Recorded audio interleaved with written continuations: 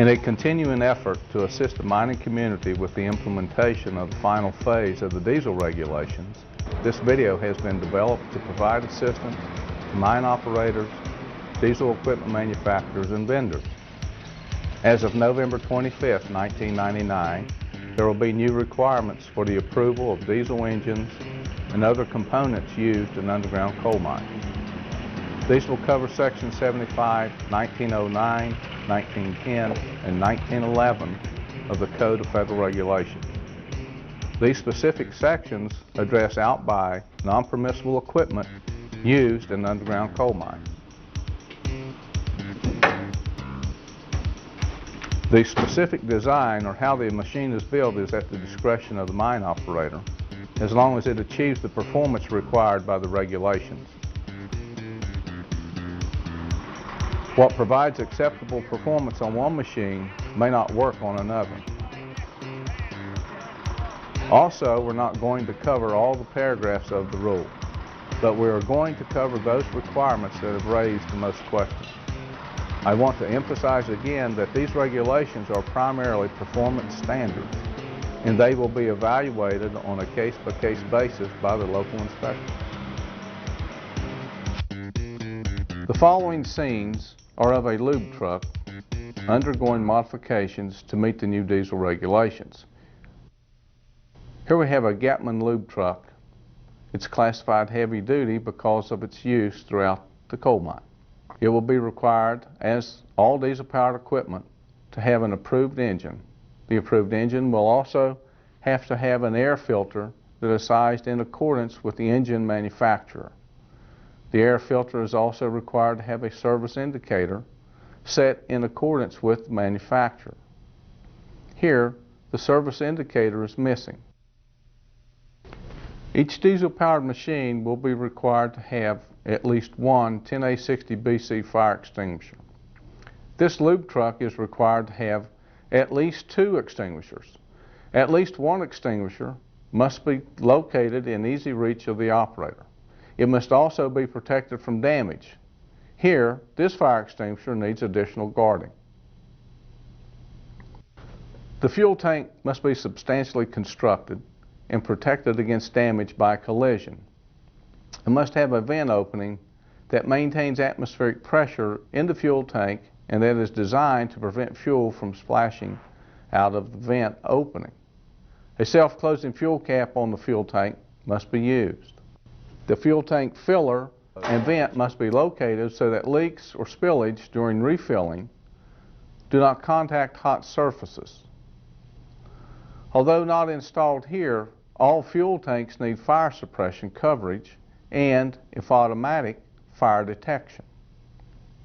This lube truck does not have a manual shutoff valve. The manual shutoff valve must be installed in the fuel system as close as practicable to the tank. Fuel line piping must either be steel wire reinforced or synthetic elastomer that is suitable for diesel fuel and that has been tested and determined to be fire resistant by the manufacturer. Fuel line piping must be clamped. Primary fuel lines must be located so that fuel leaks do not contact hot surfaces. The protective covering on these hoses must be extended to cover the fittings. Additional clamping would be required further back to prevent movement and to locate the fuel line further from the hot exhaust pipe. Although covered with a fire-resistant sleeve, contact with the hot exhaust could have a serious effect. Here we see the primary fuel lines located on the fuel filter and fuel pump. Above these, we see the OEM metal fuel lines. Although not required to have additional guarding, they must be maintained to prevent fuel leaks. It's important that fuel lines be separated from the electrical wiring and protected from damage in ordinary use. Electrical wiring must have adequate mechanical protection to prevent damage to the cable. Adequate guarding to protect fuel, hydraulic, and electric lines when such lines pass near rotating parts, such as belts. Another rotating part is the dry shaft. Should shaft failure occur, fuel lines, hydraulic lines, and electrical wiring could be damaged. Therefore, additional guarding is needed. The regulation is meant to prevent the spray from ruptured hydraulic and lubricating oil lines from being ignited by contact with engine exhaust system component surfaces, such as the exhaust manifold and the exhaust pipe. Due to the inadequate size of this deflection shield, diesel fuel could come in contact with the hot exhaust manifold or exhaust pipe. Additional protection, such as ceramic coating or a jacket on the exhaust manifold and exhaust pipe, or flame-resistant sleeves or conduit on the hydraulic hoses, should be used. The new regulation will require each ungrounded conductor to have insulation compatible with the impressed voltage. The insulation materials must be resistant to deterioration from engine heat and oil. The ungrounded positive lead on this solenoid needs additional insulation. All wiring must have adequate mechanical protection to prevent damage to the cable that might result in short circuits. In addition to mechanical protection, wiring must be separated from sharp edges and corners where there is a possibility of damaging the wires and cables. In this case, the fuel linkage could eventually cause damage to the wiring. This lube truck is being fitted with a fire suppression system. The new rule requires a multi-purpose, dry chemical type ABC fire suppression system that's listed or approved. Fire suppression in this area must cover the engine, the starter, the transmission, and hydraulic pumps and tanks. Fire suppression for other areas of this vehicle include fuel tanks, exposed brake units, air compressors, and battery areas. Discharge nozzles shall be positioned and aimed for maximum fire suppression effectiveness. To achieve this, it is highly recommended that a fire risk analysis be done on each vehicle to determine the optimum design and location of each system to provide the necessary coverage. This fire suppression actuator needs additional protection. Also, the tubing or piping must be secured and protected against damage, including pinching, crimping, stretching, abrasion, and corrosion. Fire suppression nozzles must also be protected against the entrance of foreign materials such as mud, coal dust, or rock dust. Reflectors or warning lights mounted on the equipment, which can be readily seen in all directions, is also a new requirement. This reflector is broken and will need to be replaced.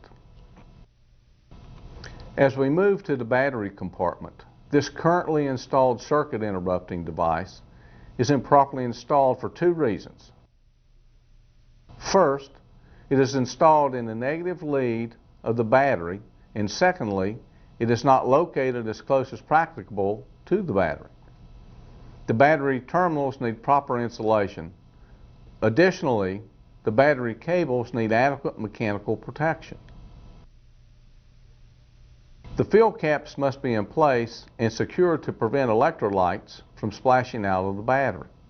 The battery box must be of sturdy construction, and all batteries must be secured to prevent movement and must be protected from external damage by position. It is important to remember that the dry chemical canister must be installed in a protected location or guarded to minimize physical damage from routine vehicle operations. Hydraulic tanks, fillers, vents, and lines must be located to prevent spillage or leaks from contacting hot surfaces.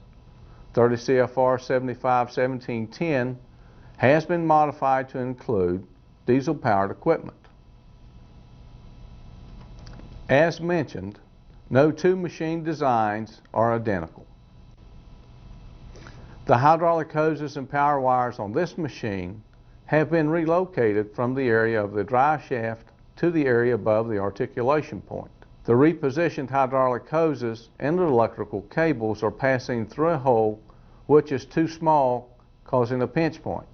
The opening needs to be enlarged and additional guarding installed on the sharp edges. Because this machine pivots, once the engine is shut down, there should be no articulation. The manual actuator for the fire suppression system must be located within the operator's reach. The regulations now require an audible warning device located near the equipment operator. All machines are now required to have a neutral start feature, and for machines with steering wheels, brake pedals, and accelerator pedals should be of automobile orientation. The supplemental parking brake system must be automatic, complete, independent, capable of being applied without shutting down the engine, and utilize either pressure or a declutch mechanism on the transmission before the equipment can be trammed. This brake system must be applied when the equipment operator is not at the controls. This control box is part of the fire suppression system that provides automatic engine shutdown.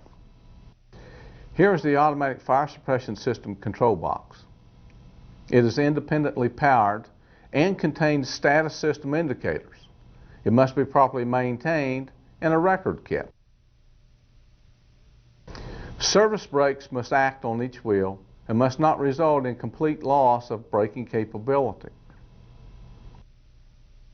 All circuits between the battery and the charging generator must be protected against short circuit by fuses or other automatic circuit interrupting devices. Because this is a lube truck, onboard compressors need fire suppression coverage. Also, because this vehicle transports lubricating oils, grease, and diesel fuel, we need to discuss the basic regulations which pertain to diesel fuel transportation units, which include: the unit must be clearly marked diesel fuel. It must have a 500-gallon limit. The tank must be permanently fixed and must have at least 2 multi-purpose dry chemical fire extinguishers that are 10A60 BC or higher rated. Diesel fuel tanks must not leak. Wall thickness must be a minimum of 3/16 of an inch. It must be protected against corrosion and be of seamless construction or liquid-tight welded seams. Tanks must also have devices for emergency venting of at least 4 inches or greater diameter. Although not equipped on this vehicle, a self-closing cap must be used. Vents to permit free discharge of fuel are required. This design requires this valve to be opened when dispensing fuel. The tank itself must be protected from damage by collision, and it must have a fuel shutoff valve. One problem that could exist on all diesel-powered vehicles is the accumulation of diesel fuels and combustibles. These conditions must be cleaned. Lights must be maintained on both ends. Also, equipment normally operated in both directions must be equipped with headlights for both directions. Fuel that is dispensed by gravity must have a hose with a nozzle that has a self-closing valve and a no-latch open device. Powered pump units also need an anti-siphoning device. As mentioned earlier, the design of diesel-powered equipment varies. Therefore, it is necessary to evaluate each machine for overall compliance. We hope this video has provided you with the guidance needed to comply with the regulations. Remember, we have not covered all the regulations, but we hope we have discussed most areas of concern. Upon request, MSHA will continue to assist with the evaluation of diesel-powered equipment. We will continue to keep you updated through MSHA's homepage at www.msha.gov.